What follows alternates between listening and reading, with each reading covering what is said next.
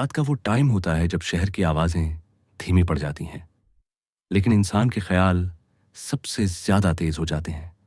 खिड़कियों के बाहर लाइट्स चल रही होती हैं, सड़कों पर गाड़ियाँ चल रही होती हैं, लेकिन किसी एक कमरे में कोई चुपचाप अपने फ़ोन को देख रहा होता है। आयान भी उसी कमरे में था और तभी रात के ठीक 11:59 पर उसके फ़ोन पर एक नोटिफिकेशन आया, एक अजनबी का मैसेज। तुम मुझे नहीं जानते, लेकिन मुझे लगता है हमें बात करनी चाहिए। आयान ने एक पल के लिए फ़ोन को नीचे रखा, फिर दोबारा देखा। वक्त वहीं था, मैसेज वहीं था, और यहीं से एक अनजानी कहानी शुरू हो चुकी थी। टोक्यो जैसे शहर में अकेला होना आसान नहीं, लेकिन फिर भी लोग अकेले हो जाते हैं। दिन में आयान लोगों से घिरा रहता था, काम, कॉलेज, बातें, सब कुछ चलता रहता था। लेकिन रात में वो सिर्फ खुद के साथ रह जाता था। उस अजनबी को उसने जवाब दे दिया। कुछ सेकंड, कोई जवाब नहीं, और फिर ठीक 12 बजे रिप्लाई आया। यहीं से एक नियम बन गया। मीरा सिर्फ रात को बात करती थी, हर रात एक ही वक्त, एक ही स्क्रीन, और वही दो नाम। ना कॉल, ना वीडियो, ना तस्वीरें, बस शब्द। और शब्दों से धीरे धीरे एक रिश्ता बन रहा था।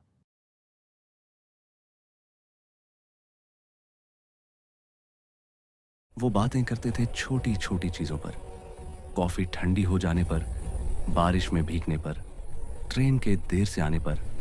फिर बातें धीरे धीरे बदलने लगीं। अब वो अपने डर के बारे में लिखने लगे, अपने अकेलेपन के बारे में।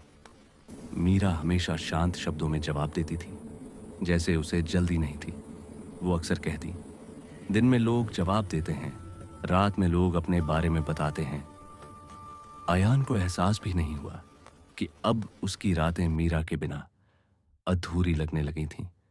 वो ट्रेन में हो या सड़क पर चलता हुआ, उसकी उंगलियां अपने आप फोन खोल लेती थीं। एक रात आयान ने वो सवाल पूछ लिया जिसे वो कई दिनों से टाल रहा था, क्या हम कभी मिल सकते हैं? मैसेज भेजते ही उसे लगा शायद उसने गलती कर दी। काफी देर तक कोई जवाब नहीं आया। उसने फोन नीचे रख दिया और तभी मीरा का मैसेज आया। हाँ, लेकिन सिर्फ रात को। जगह तय हुई, नदी किनारे का वो पुराना कैफे जहां दिन में लोग मुश्किल से जाते थे। वक्त तय हुआ, रात 11:59।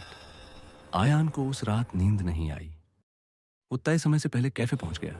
हवा ठंडी थी, नदी शांत थी, घड़ी की सुई धीरे धीरे चल रही थी। 11:58, 11:59। आयान ने लिखा, मैं यहां हूं। मैसेज देखा गया, लेकिन जवाब नहीं आया। कुछ पल बाद एक आखिरी मैसेज आया, मुझे माफ करना, तुम मुझे कभी देख नहीं पाओगे। और फिर मीरा का अकाउंट गायब हो गया। आयान घबराया हुआ इधर उधर देखने लगा। तभी उसकी नजर कैफे के बाहर लगे एक छोटे से बोर्ड पर पड़ी। एक तस्वीर, वही चेहरा, वही मुस्कान, नाम मीरा, और नीचे लिखा था, 1 साल पहले ठीक 12 बजे। आयान की सांस एक पल के लिए रुक गई। उसका फोन एक बार फिर वाइब्रेट हुआ। कोई नया मैसेज नहीं था, बस एक ड्राफ्ट जो कभी भेजा नहीं गया था। शुक्रिया मेरे लिए इंतजार करने के लिए जब मैं आ नहीं सकी। घड़ी में 12 बज चुके थे। चैट हमेशा के लिए गायब हो चुकी थी। आयान ने धीरे से आसमान की तरफ देखा।